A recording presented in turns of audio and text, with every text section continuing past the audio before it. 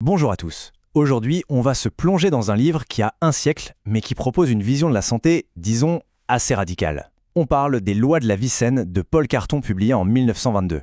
Et vous allez voir, ça nous invite à tout repenser. Carton nous lance directement une question qui est vraiment au cœur de toute son œuvre. C'est une question qui, même 100 ans plus tard, elle a une résonance assez folle avec nos angoisses actuelles, non? Allez, on entre dans le vif du sujet. Pour bien saisir sa vision, il faut d'abord comprendre un peu qui était cet homme et dans quel monde il vivait, celui du tout début du XXe siècle. Comme on le voit ici, Paul Carton, ce n'était pas juste l'idée d'un jour. Toute sa carrière, il l'a consacrée à bâtir une approche vraiment cohérente de la santé naturelle. Et ça bien avant que ça devienne une mode. En fait, le point de départ de Carpegnan, c'est une critique assez virulente de la médecine de son temps. Une médecine qu'il trouvait, et le mot est faible, dangereusement superficielle. Et cette phrase, elle est d'une simplicité mais d'une force incroyable. Pour Carton, la médecine moderne est devenue experte pour traiter les symptômes, la fièvre, la douleur, l'infection, mais elle passe complètement à côté de la question essentielle.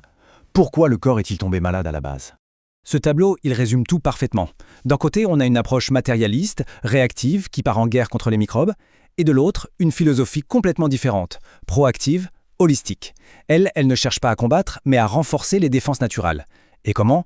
En s'attaquant aux causes profondes qui, pour Carton, sont des violations des grandes lois de la vie.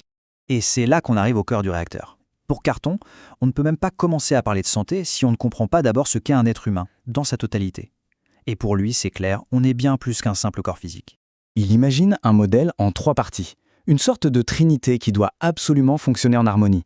Pour lui, la santé, c'est tout simplement l'équilibre parfait entre ces 3 aspects qu'on va découvrir tout de suite.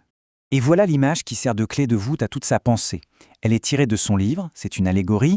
Elle nous montre l'individu comme une petite barque, un esquif, qui est dirigé par une trinité de forces. Alors, décortiquons ça. En bas, on a le corps, le vaisseau matériel, tout simplement. Au milieu, il y a la force vitale, cette énergie vitale qui fait avancer le bateau. Mais attention, elle est représentée comme inconsciente, elle n'a pas de volonté propre. Et tout en haut, le plus important, l'esprit. C'est lui le capitaine, le directeur, qui tient la barre et qui doit guider tout l'équipage. Et voilà le point crucial, cette hiérarchie. Tout son système repose là-dessus. Pour Carton, il ne peut pas y avoir de santé si l'esprit, le capitaine, est faible ou confus. Si on laisse le corps et ses instincts prendre les commandes, c'est le naufrage assuré. C'est l'esprit qui doit diriger. Point. Donc, si on suit cette logique, si l'esprit est le guide, il ne peut pas naviguer n'importe comment, il doit obéir à des règles universelles, une sorte de carte du ciel. Et ce sont elles, les fameuses lois de la vie saine.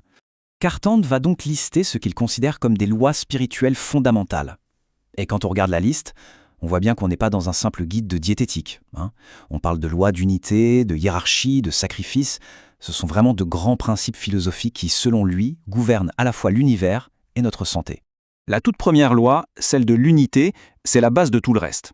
Elle dit que tout est lié, parce que tout vient de la même source originelle. Ce qui veut dire que l'individu n'est pas une entité isolée, mais une petite partie d'un immense tout. La deuxième loi, la hiérarchie, découle directement de son image du bateau. L'esprit doit gouverner le corps. Mais Carton va encore plus loin. Il étend ce principe à toute la société. Pour lui, une société saine, c'est une société où les plus éclairés et les plus vertueux guident la collectivité. C'est une vision qui, bien sûr, reflète aussi pas mal les courants de pensée de son époque. Alors, au final, que retenir de ces idées qui ont un siècle ? Est-ce que ce message peut encore nous parler aujourd'hui ? Au fond, le message de Carton, c'est un grand plaidoyer pour une vision complète de l'être humain.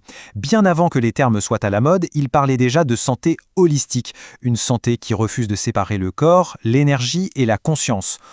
Et tout ça, ça nous laisse avec une dernière question. Dans notre monde obsessé par les données, les régimes, la performance physique, est-ce que la dimension la plus importante, celle que Carton plaçait tout en haut, au sommet de tout, l'esprit, n'a pas été un peu oublié en chemin ?